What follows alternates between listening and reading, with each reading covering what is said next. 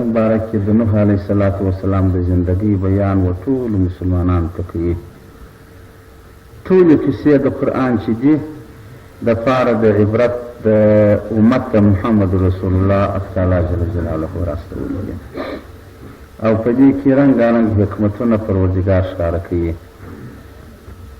هدایت د سلوک د زندګۍ و انسانانو ته خدای په دې ورښیي. عبرت په زندګۍ مات تعالی په دې کې ښکاره کوي چې هغو کسانو ته وګورئ چې نیک ژوند یې کاوه، پر نیکه لار باندې ولاړل، د نجات خاوندان شول. چې بده زندګي و بده رویه یې کوله، پر بده لار باندې ولاړل، د هلاک خاوندان شول. نو د پاره د عبرت د بندګانو، د پاره د هدایت د دې بندګانو تعالی جل جلاله کیسې په قرآن عظیم شان کې د مختلفو پیغمبرانو را راستولي دي.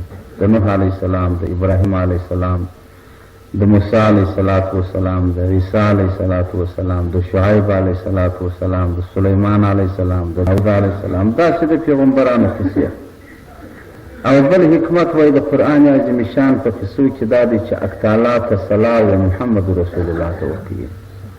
څه تکلیفونه په دې دین کې د اسلام پر محمد رسول الله راځي، کم دردونه چې دی خوري، کم زخمونه چې دی خوري، الله جل جلاله د ده د تسلا، د زړه د سکون، د چین د آرام دپاره دا کیسې ورته رااستوي چې ته ودې پیغمبر ته وګوره، ودې پیغمبر ته وګوره. د دوی د زندګۍ د اخلاقو بیان ورته کوي چې ته په دې پسې اقتدا وکړه. نو په دې کې بیا بل حکمت د قرآن په بیان کې، د قرآن په کیسو کې چین سکون و آرام د زړه د محمد رسول الله سکون ورکوي خدای، آرام ورکوي خدای، برقرار یې ثابتوي خدای. نو د نوح علیه السلام قصه په بار بار په قرآن کې خدای پاک تکرار کړې ده، خو دلته د تفصیل په ډول سره تعالی په دې سورت نوح کې چې دا سورت در سره د ده په نامه نامدار دی، دا تفصیل یې خدای تعالی کوي. نوح علیه السلام تفسیرونه بیان کړي. یو تفسیر وایي 2200 کاله عمر یې، 2200 کاله عمر یې. یو تفسیر راغلی دی وایي 1400 کاله عمر یې. بل تفسیر راغلی دی وایي 1100 کم عمر یې درلودی، یعنې 1000 کاله و 90 کاله. داسې مختلفه تفسیرونه راغلي دي د ده د عمر و د ده د سنې په بابت. او دی اول رسول په دنیا کې خدای پیدا کړی دی. یو نبوت و پیغمبري ده، یو رسالت دی. د رسولانو اوله سرچینه و منبع د ده څخه شروع ده. بس 314 کسه په دنیا کې رسولان خدای پیدا کړي دي. دا رسالت د ده څخه را شروع دی. رسول ودې ته وکړي چې الله یا کتاب یا صحیفې ورکړي، وایي دا ورسوه ودې خلکو ته، دا د ده سره شروع دی. او دوهم آدم د دنیا هم بولل شوی دی چې دوهم پلار د انسانانو حضرت نوح علیه السلام، ځکه چې دنیا غرقه شوې ده، دنیا فنا شوې ده، دنیا تباه شوې ده. څه کسان چې د ده په ملګري کې خلاص شوي دي، د هغو څخه دا نشر د انسانان په دنیا شوی دي. نو دی سو لکه سبب بانی د دې انسانانو، ولې خو هغه نور غرق شوه، دغه خلاص شوله. د دغه رویه وده ته آدم ثاني، دوهم پلار د انسانانو هم ویل کېږي. د ده نو څنګه قصه وه؟ تفسیر شریف بیان کوي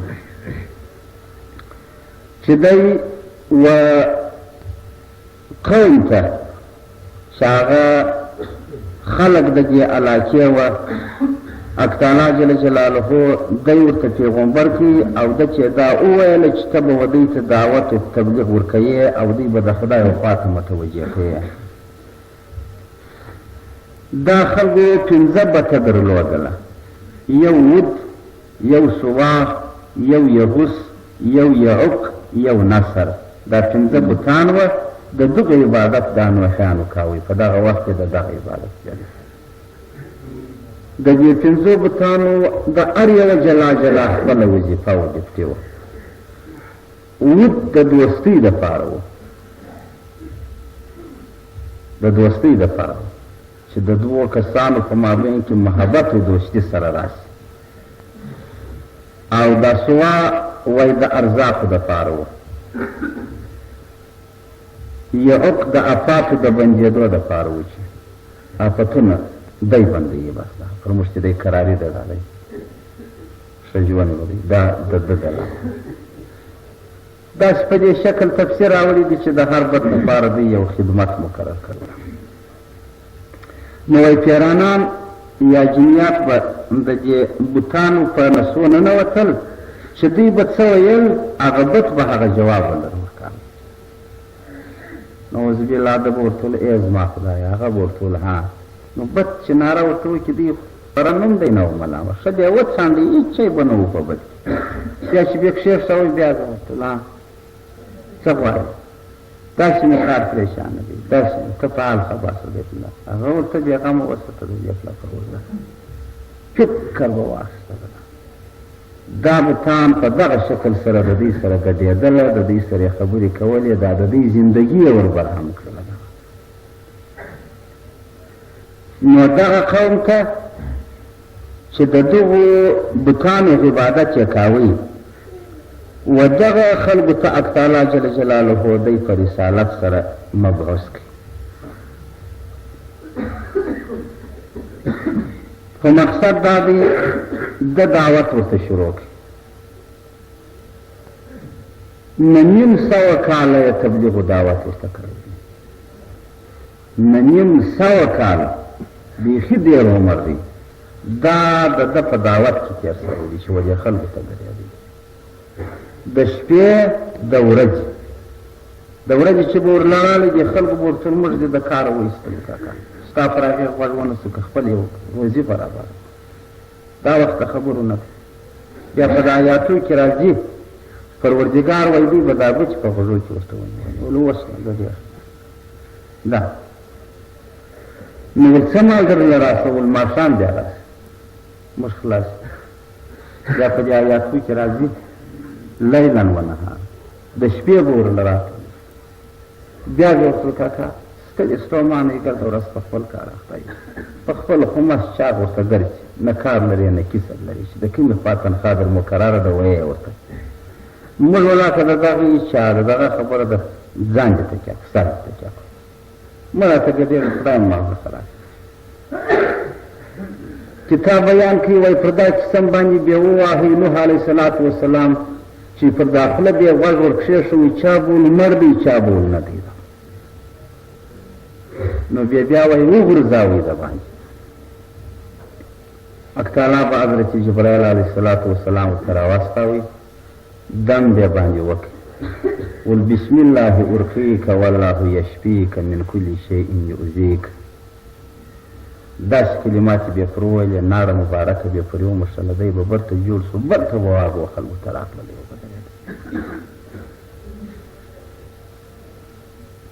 کتاب دا بیان کوي وایي آخر دی ډېر سخت نفس تنګ شو د دې خلکو وایي و الله ته دا خواست وکړي چې ای زما ربه په ما داسې حجاب واغونده چې دوی مې نه ویني زه ورته ګډېږم دا د دې پټ او د لفظ ګډېدو په تفسیر کې تفسیر روح البیان یې دا ترجمه کړې ده وایي حق تعالی جل جلاله په ده یو داسې حجاب واغوستی دا کتابو راوړي دي د ابراهیم علیه الصلاة وسلام په شان کې هم و ابراهیم علیه الصلاة وسلام ته الله رب العزت وار د واره یو داسې مکاشفه ورکړې وه چې دلته ناست و دا د تمامې دنیا کنجو کنار یې په سترګو لیدلی ابراهیم علیه السلام داسې پیغمبر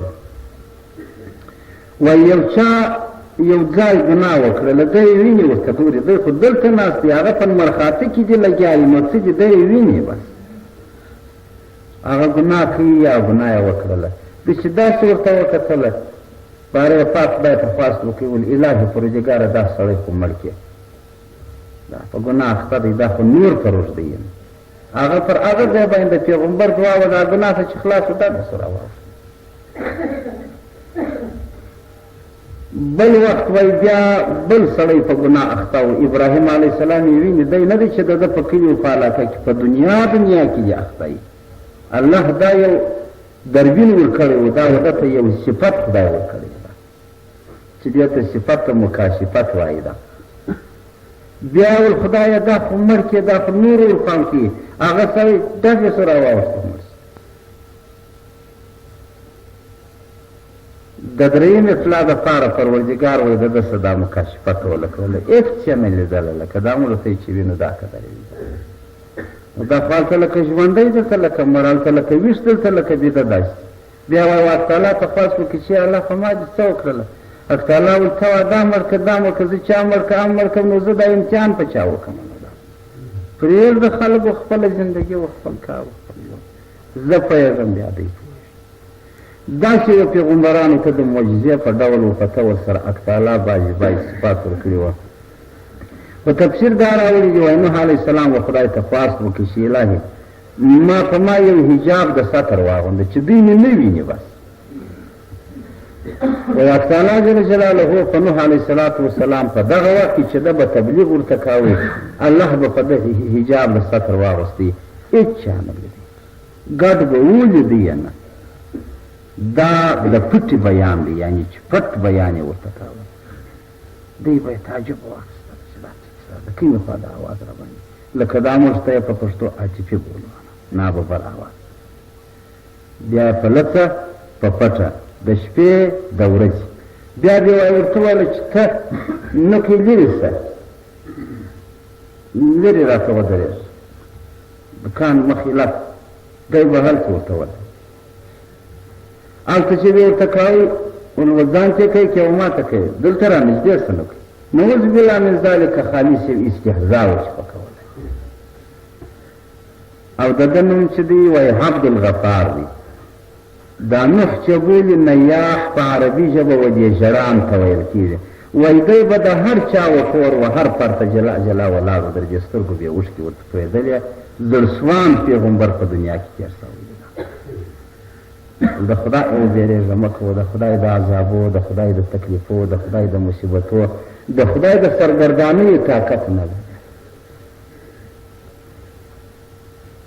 او مه کوئ خلکو الله داسې جنتونه پیدا کړي دي داسې نعمتونه یې پیدا کړي دي چې ما لا عین رأت ولا اذن سمعت ولا خطر علی قلب بشر. که یو دسمال د هغو حرو غلمان د دسمالانو څخه و دنیا ته راوځي وایي دا تمامه دنیا به د خوشبویي څخه نشه او بېسده وي. او که د یوې حرې یا د یوې غلمان نور و دې دنیا ته راوځي داسې مثال ورکوي لکه د دنیا نمر چې په یو خونه کې سره جمع کړي نو به څومره رڼاوي دا تمام نمر په یو خونه کې راوله چې اوس په تمامه دنیا کې دی په یو خونه کې یې پرېږده دا ټکۍ د نمر دومره رڼا به وایي په جهان کې نوره جاته. دا نعمتونه مو څنګه پیرزو کېږي او زړه کېږي چې برباد و برهم در څخه ولاړ شي. کتاب کې راوړي دي وایي در دې پورې بیان دی نو بیا د نوح علیه السلام خپله کیسه راغلې. وایي حضرت علي رضی الله تعالی عنه مریض و حضرت عمر صاحب و ابوبکر صدیق صاحب و حضرت عثمان رضی الله تعالی عنهم درې سره راغلل. د ده پوښتنې له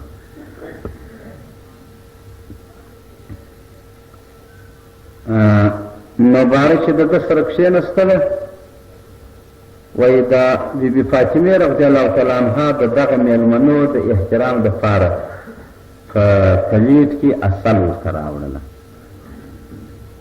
دا یې و مخته د ابوبکر صدیق صاحب کښېښوله مهماني ده به ابوبکر صدیق صاحب چې وکتله په دې عسلو کې بیخته پروت باره وایي پر حضرت عمر صاحب غږ باندې وکړي اول پر دې به مجلس وکړو. دغسې مې یوه کتاب راوړی دی روح البیان یې دغسې کوي. نزهة المجالس بیا وایي محمد رسول الله صلی الله علیه وسلم ورسره دی د هغه په ملګري کې دا درې صحابه ورسره روان دي د حضرت علي صاحب سره ورغلي.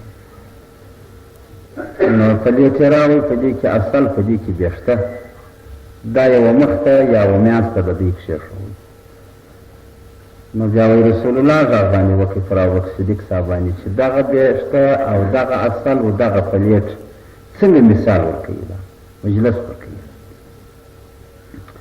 ابوبکر صدیق صاحب ورته وویل ول یا رسول الله دا پلیټ یا دغه غاب چې ښایسته دی حاصل پکښې دي بېشته پر پروت دی ول د خدای تعالی جنت دغسې ښایسته دی لکه دا پلیټ چې ښایسته دی داسې نقش و نگار دی او خواړه چې په دې جنت کې الله مقرره کړي دي هغه دغسې خواږه دي لکه دغه عسل چې دي مګر لار د ورتلو د دې جنتو د خوړو داسې نرۍ ده لکه دا بېشته چې پر دا نرۍ لار باندې ولاړې ځان د هرې لارې وچارې څه چې غیر د دغه لارې څه دې را بچ کړي نو بیا بېشکه ته مستحقه د دغه جنتو د دغه خوړو ګرځېدلی نو د آخرت او د جنت یقین ډېره باریکه و تاریخه ده چې مسلمان به کوښښ کوي مسلمان به سایه کوي چې پر دغه لار باندې ځان اماده کړي برابر یې کړي بیا نو خدای تعالی جنتونه ورکوي نعمتونه ورکوي حورې و غلمانو هر څه ورکوي نو ابوبکر صدیق صاحب د خدای د جنت مثال دی دی لکه د دې پلیټ د خوړو مثال یې دی دی لکه د عسل د لارې مثال یې دی دی لکه دا بېشته ده ورته ویل سید حضرت عمر صاحب چې ورته څه پکښې کې وایه هغه ورته ویل صاحب دا دولت داسې یو ښایسته دی لکه دا پلیټ بنګلې پکښې کې دي کارخانې پکښې کې دي ښارونه پکښې کې دي شیان پکښې کې دي دا ښایسته پلیټ دی دا دولت حکومت چې ولکه باندې داسې خوند کوي لکه دا عسل د دغه رویه پر یوه کرسۍ باندې په زرو په لکو انسانان ورکوي خو ځان نه پر ورکوي کرسۍ نه ورکوي دا یې خوندور شی ده نو چې ول دا حکومت چې کوي باندې داسې خوند کوي لکه د عسل چې خوري خواږه دي مګر عدل او انصاف چې ول پکښې کې راولي هغه یې داسې زور غواړي لکه دا بېشته عدل یې زور غواړي حضرت عمر صاحب دغه مثال ورته پېښ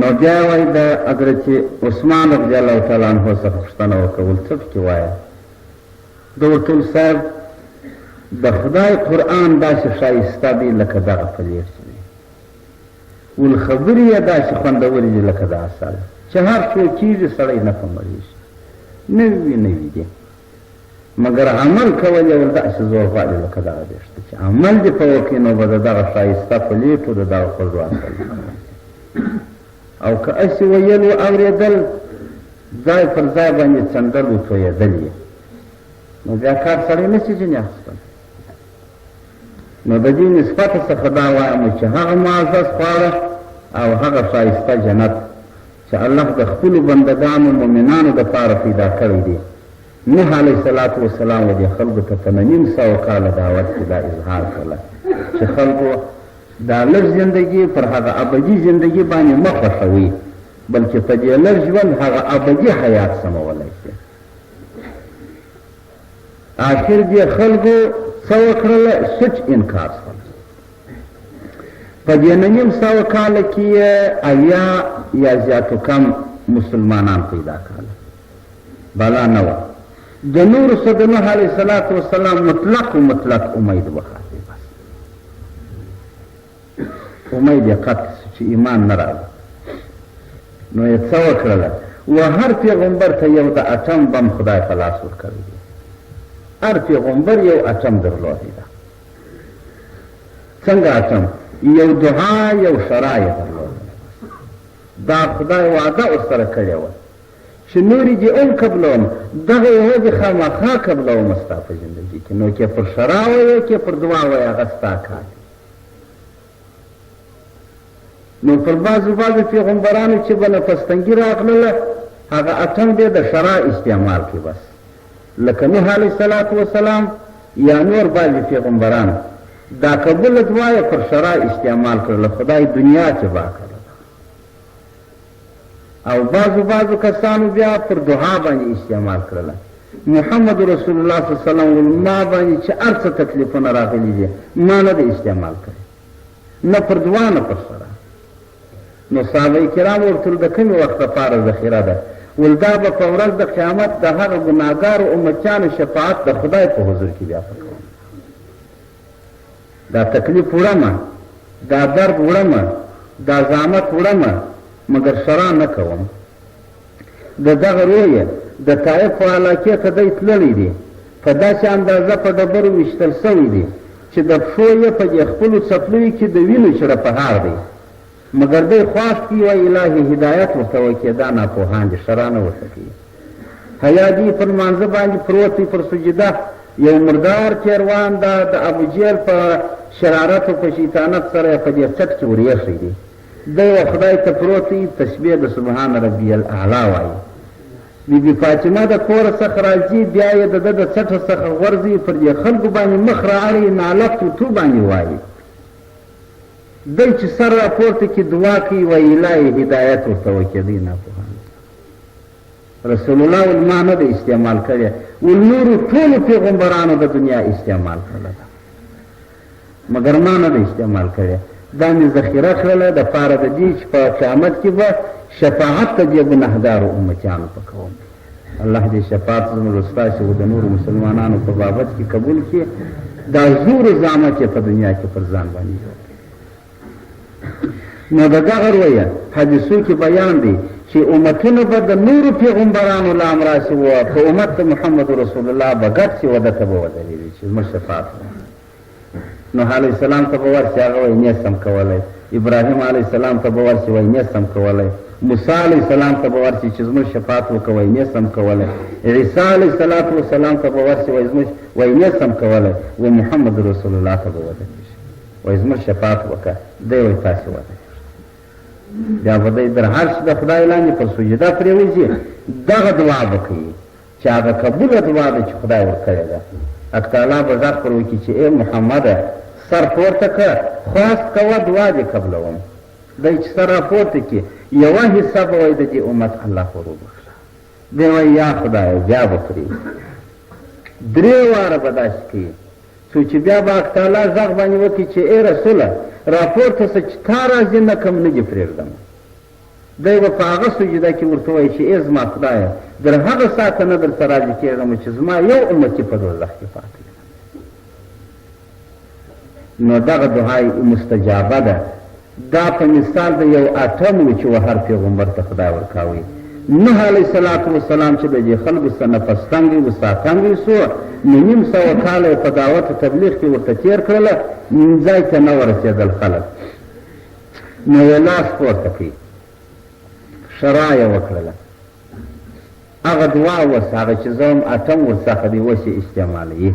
نار یې کړله، ول ربي لا تذر على الارض من الكافرین دیارا. ول ای خدایه پر مخ د مځکې یو ښار د کفر مه پرېږده، در شرق او در غربه ټوله هلاک حاصل. داسې غټه شرع یې وکړله. انک ان تذرهم یضلوا عبادک ولا یلیدوا الا فاجرا کفارا. ول کې پرېږدې خدایه د دوی څه نه جیږي مګر دوی وارو ځینې جیږي. وای گرگ زاده گرگ شود اگر چې به آدمی بزرگ شود. وای د چرمش زوی څخه چرمش جوړېږي، که څوم د انسان په کور کې کشنۍ لوی سي.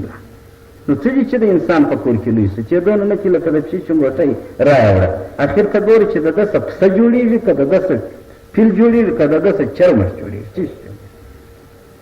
که د څه ورته هغه چرمش جوړېږي، نو خدای چې دا چا زوی دی هغه کېږي. که څنګه تا په لاس دی لوی کړی دی، په لاس دی موړ کړی دی. نو وای گرگ زاده گرگ شود اگر چې به آدمی بزرگ شود. نو دوی خدای د دوی څه دوی واروځېږي، مسلمانان نشي ځینې پیدا کېدلی. زه ناامیده شوم ځینې غر کې خدای. مختلف په تفسیرونه نو دلته دي. یو روایت وایي حق تعالی جل جلاله د ده خواستستي قبول کړي.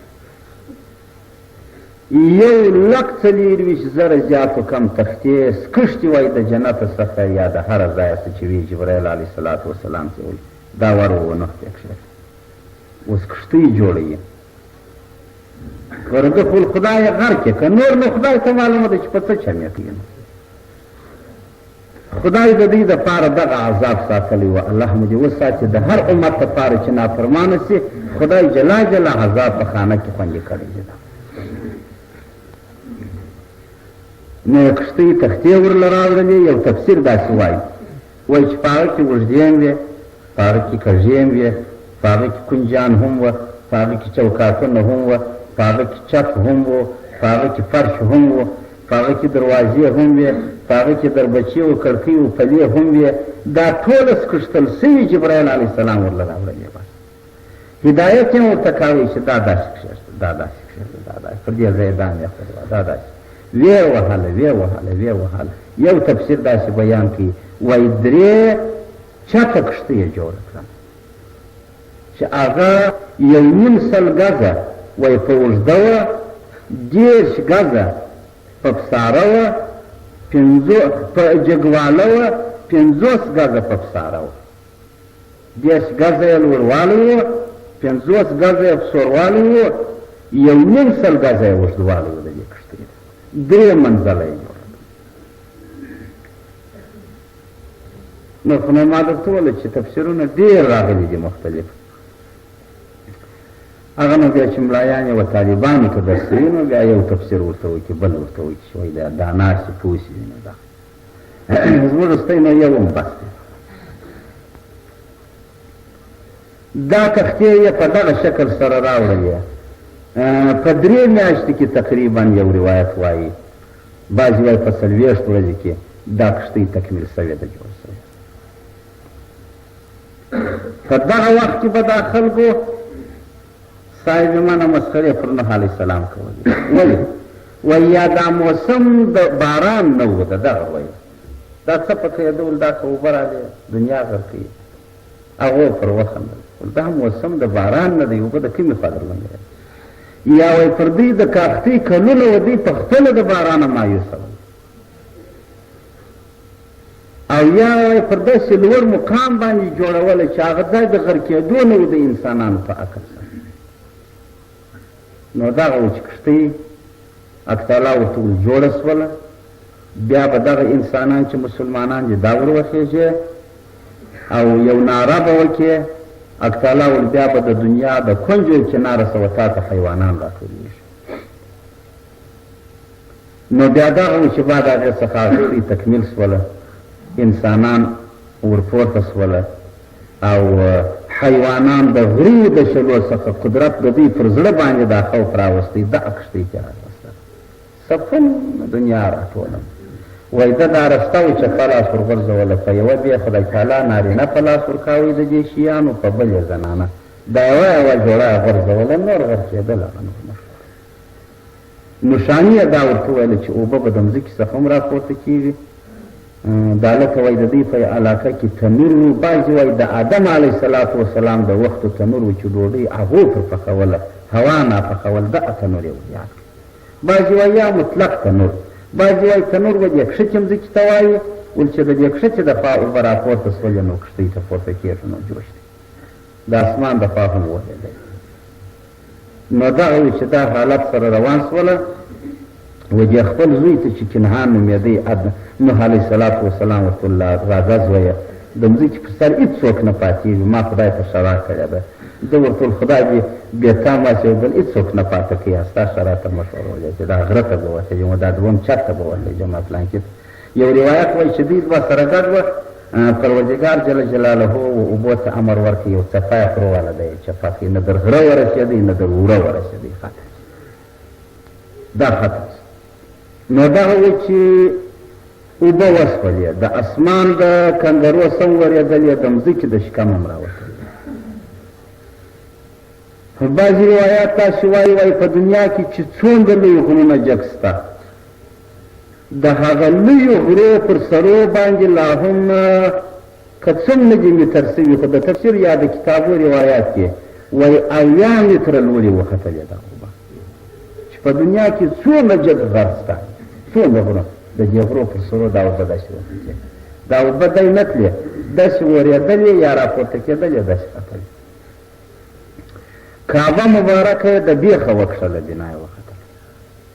هغه بنا د کعبې شریفې وایي پر دې مخ د اوبو سره نرۍ سوله. بیا چې کوم وخت خدای و اسمان ته امر ورکړي چې اوبه بس کړه، په مځکې کې یې ورکړي چې غوړپ یې کړه خپلې، نو بیا دغه خاوره چې پر کوم ځای وچه سوله، وایي د خدای تعالی قدرت دی پر هغو باندې تر قیامته پورې مسجدونه جوړېږي. د کعبې خاورې چې پر دې اوبو تللې ده بیا پر کوم ځای وچه سوې ده. نو دا یوه څلرمه چې اوس دا 100 باچهي باندې کېږي، 3 د غونډې ایسې نورې دریاب غرقې کړي دي. دا اوبه نوې ده مثلا، دا د نوح علیه السلام د طوفانو څخه به راغللې چې د اسمان اوبه دي نه الوتای شي نه مځکه غوړپلی شي ولاړې. 3 ربع د مځکې 3 حصې د مځکې دا دي غرقې سولې، د خدای د هغه قهر او در غضب در اوبو لاندې پاته شول. دغه کښتۍ ته چې ختله کتاب دا بیان کوي، وایي شیطان ور وخوت. بیا نوح علیه السلام باندې راغلل عباره ول ابلیسه ته چېرته راوختلې؟ تا خو تکیس لري، دا خو اجازه لري، ته خو نه مرې، ستا سره خدای وعده کړې ده. ده ورته ویل زه دپاره نه یم راختلی چې زه د مرګه بیرېږم یا زه د دې اوبو څخه بیرېږم. زه د دې دپاره راوختم چې دغه یو څو انسانان ګورئ، دا در دې وایم چې په زرو تلکو دا دې غرق سوله، د شیطان زړه نه شي پسې، دا 15 د 10 یا د 80 و اچا چې و دې کښتۍ ته راپورته سوله، په دغو پسې راوختم. زه په دغو پسې راغلی یم چې دغه خلک ستا سره په کښتۍ کې سپاره سوه، چې بدنونه یې ستا سره یې، زړونه دې زما سره یې. دا تمامه دنیا غرقه سوې ده. یو روایت کې راځي، وایي یو ښه سړی را روان و د لوط علیه السلام د قوم چې هغه مځکه چپه سوې ده، وایي یو سړی ناست دی یا یو څوک ناست دی، دا خاورې تر سره تویېږي، اوښکې تویېږي. ورځ د عرفات ورځ ده، زه باندې راغللم باره ما ټول څوک یې چې خاورې پر سر باندې، ده ول ابلیس یم، شیطان یم. نو ما ورته ویل دلته څه کوې؟ ول د دې دپاره دې ته راغلی یم چې هلته د عرفات پر غونډۍ باندې څه راغلي خلک چې و پروردګار ټوله وبخښله لاندې. هغه زموږ د بسته کال خواري برهم لاړ، نو مې زړه ډېر درد سوخت کاوه، ارام د زړه مې په بل شي نه راتلی. دغه علاقې ته رالم، سړی هغه که دې د لاسه وتله، دا خو دې در ښو درنو خاورو ورلاندې کړي دي لاندې. نو شیطان دغه کوښښ کوي چې یو فرد لا هم خلاص نه شي. نو بیا نوح علیه السلام ورته وویل چې زه تا کښته کوم، زه دې نه پرېږدم. ده ورته ویل ته ما مه کښته کوه، زه به و تا ته د دې کرایه درکړم. کرایه نو څه شي؟ ده ورته وویله ول 15 شی دي چې په هغه سره موږ پر انسانانو باندې حمله کوو، په دې کې به زه 3 در وښیم، 2 نه در ښیم. کتاب راوړي دي، وایي د الله د خوا څخه خطاب و نوح علیه السلام ته وشو چې ورته هغه 2 راوښیه، 3 راښیه. نوح علیه السلام ویل یا 2 راوښیه، 3 راښیه. ده ورته ویل په هغه 2 کې یو کبر دی، یو کین دی چې موږ پر دغه باندې په دغو 2 شیانو سره پر انسانانو باندې حمله کوو، یو کبر، یو حسد، کین یې موږ تاسې وایو. نو بیا دغه وایي چې نوح علیه السلام کښتۍ پورته سوله، په شوارو ځو دا کښتۍ د اوبو پر سر باندې ګرځېدله، څو چې بیا اسمان اوبه بندې کړلې، کښتۍ مځکې اوبه غړپ کړلې، کښتۍ د جودي پر غره باندې تکیه سوله. دا معلومه سوله ودی ته چې اوس نو د مځکې مخ صفا کېږي او خلاصېږي. بعد هغې په دغه حال کې لا کتاب راوړي دي، وایي چې څنګه دا اوبه ورېدلې، دا اوبو داسې باداس کې یا داسې څپې وهلې چې دا کښتۍ د نوح علیه السلام یې غرقوله، کښته تلله. یوه طبقه وایي د دې کښتۍ اوبو لاندې کړله، بله یې لاندې کړله. دا 3مه طبقه د چپ طبقه چې لاندې کېدله، نوح علیه السلام و الله ته خواست وکړي چې ای خدایه موږ دې غرق کړو، دوستان دي د دشمنانو د کبله غرق کړله، نیکان دي د بدانو د کبله غرق کړله. کتاب راوړي، وایي اکتاله وادر چې جبرائیل علیه السلام ته امر ورکړي چې ورسه د جنت څخه یو تخته وروړه، هغه تخته چې وایي راوړله پر هغه باندې لیکلې وه چې لا اله الا الله محمد رسول الله. دا تفسیر راوړي دي وایي د محمد نوم باندې لیکلی و. دغه تخته یې راوړله و دغه ته و نوح علیه الصلاة وسلام چې ویله ول د دې کښتۍ پر دې تنګي باندې یې میخ که بس یا ومښله. هغه تخته چې دغه کلمه طیبه پر لیکلې وه هغه یې د دې کښتۍ پر تنګي باندې میخ کړله. د خدای تعالی په حکم سره دا کښتۍ د دې غرقېدو سره پورته سوله، د اوبو پر سر باندې سم ودرېده. بیا وایي ده دا وویله نوح علیه الصلاة وسلام چې الله دا څونه معززه کلمه ده او څونه معزز نوم دی چې د ده د رویې غرقه کښتۍ خلاصه سوله. حق تعالی جل جلاله ټول دا د هغه محمد نوم دی، دا د هغه پیغمبر د امت کلمه ده. که چا په زړه کې دا کلمه تصدیق کړله حق تعالی ول زه بیا د جهنم د اوره څه داسې بچاو کوم لکه دا کښتۍ چې مې د دغه غرقېدو څخه بچاو کړله. خدا ویل که د چا سره تصدیق د دې کلمې و او عمل د دې کلمې و زه بیا په قیامت د جهنم د اوره څه داسې بچاو. نو بیا هغه و چې کښتۍ تکیه سوله. د دغه بعد چې بیا څه انسانان په دنیا باندې خورېدلي دي هغه د نوح علیه السلام او د دغه اویاو زیاتو کمو انسانانو څخه و دنیا ته بیا دا نور عالم دا دی پیدا شوی دی چې څو درننه پورې هغه باندې. نو تعالی جل جلاله د ده د زامتو، د ده د تکلیفو، د ده د مشکلاتو بیان و رسول الله ته کوي او د ده د امت د بېغورۍ و د بېوفایي آخر د غرقېدو د چبا کېدو امت و موږ ته کوي و امت یې کوي د پاره د اقتدا و د اهتدا د دغه شان او د دغه مضمون په بابت کې حق تعالی جل جلاله دا صورت مبارک راستولی دی. نوم یې هم په صورت نوح سره دی. بسم الله الرحمن الرحیم. انا ارسلنا نوحا الى قومه. خدای ما را واستاوی نوح علیه السلام و قوم خپل ته انت دې سره چې انذر قومک بیره ورکوه دې خلکو ته من قبل ان یأتیهم د مخه در دې چې راځي و دوی ته ګورې عذاب علیم دردمن عذاب. خدای ویل ورته ای پیغمبره دې خبر که در دې د مخه چې عذاب ورله راځي. نو باید چې سړی در هغه د مخه توبهګاره شي چې په عذاب کې ولګېدی نو بیا یې څه پیدا وکړه. دا معنا قال ده ورته ویله چې راغللی په بعض سره ول یا قومې ای قوم زما اني لکم نذیر مبین. زه ستاسې دپاره خدای په استازۍ راستولی یم. دی ول څنګه نذیر؟ ول ان اعبدوا الله واتقوه واطیعوني. د خدای عبادت وکړي، د خدای وبېرېږي، زما په پیروي کې را روان شئ چې زه څه وایم هغسې کوئ. یغفر لکم من ذنوبکم. خدا به وتی ته ګناهونه در وبخښي ویؤخرکم تی به وځنډوي الی اجل مسمى. د اجل مالکه څخه به مو اجل مطلق ته واستوي. ده ګورئ د دې آیاتو څه دا معلومه سوله چې هر چا لره تقریبا یو اجل مالک سته یو مطلق سته. در مطلق اجل تېرېدل ګر سره نسته. خدای تعالی و اذا جاء اجلهم فلا یستأخرون ساعة ولا یستقدمون. او در اجل مالک تېرېدل سته. هغه په صدقه سره هم تېرېږي، په یو دعا سره هم تېرېږي، په یو لمانځه سره هم تېرېږي. نبی علیه الصلاة وسلام ته حضرت جبرائیل علیه السلام راغللی باره یې ویل یا رسول الله مؤذن پیدا کړه. رسول الله ورته خو مؤذن بلال دی. ول بلال خو مري. جبرائیل علیه السلام ورته وایي وایي بلال مري سبا نسته بس اذان مزان بل پیدا کړه. ما ول ولیدله د مرګ نیټه.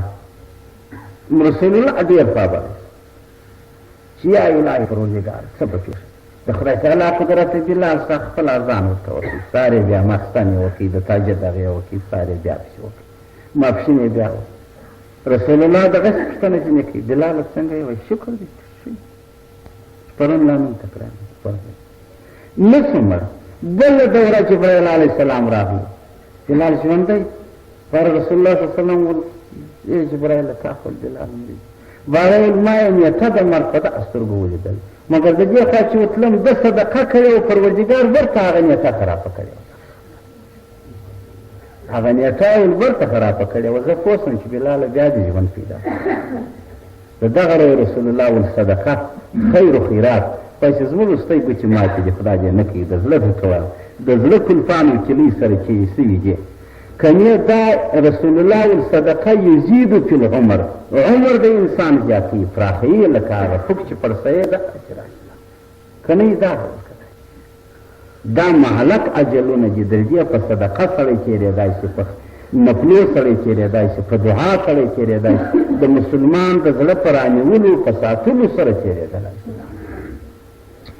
نوح علیه الصلاة والسلام و دې خلکو ته وویله ول تاسې د خدای عبادت وکړئ زما پیروي وکړئ خدای به بخښه درته وکړي ویؤخرکم زندګي به درکړي الی اجل مسمی تر خپله وخته معلوم دار کړي ان اجل الله هغه موده چې خدای ټاکلې ده اذا جاء چې راسي بیا نو لا یؤخر بېشکه بیا نو د مرګ خلاصېدل په هېڅ دوا نه کېږي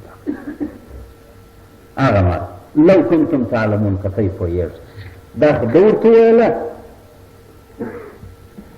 قاله دوی خو انکار وکړي هېڅ یې نه منل قال ده ویله ولربي اني دعوت قومي ليلا ونهارا خدای ما راوبولل د شپې و د ورځې فلم یزدهم دعاء الا فرارا زما دعا په دوی کې نه راوستي مګر نور نفرت یې زیات کړي واني كلما دعوتهم زه چې هر کله دوی رابولم لتغفر لهم چې ته بخښه ورته وکړې جعلو دوی وګرځوي اصابعهم ګوتې فی اذانهم په غوږو کې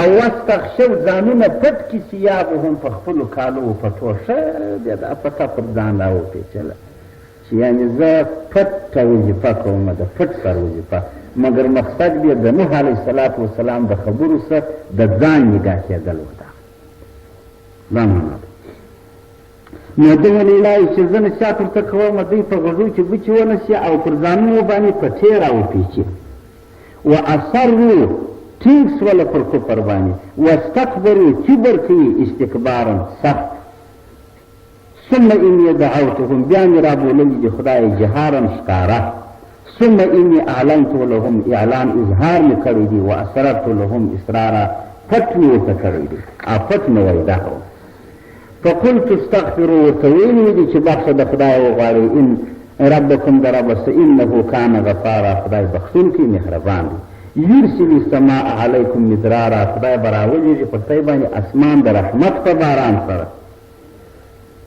ویمددکم و تاسې ته به کومک درکړي باموال په مالو سره و بنین په زامنو سره ویجعل لکم جنات خدای به باغونه درته پیدا کړي ویجعل لکم انهارا ولی باوري به درته پیدا کړي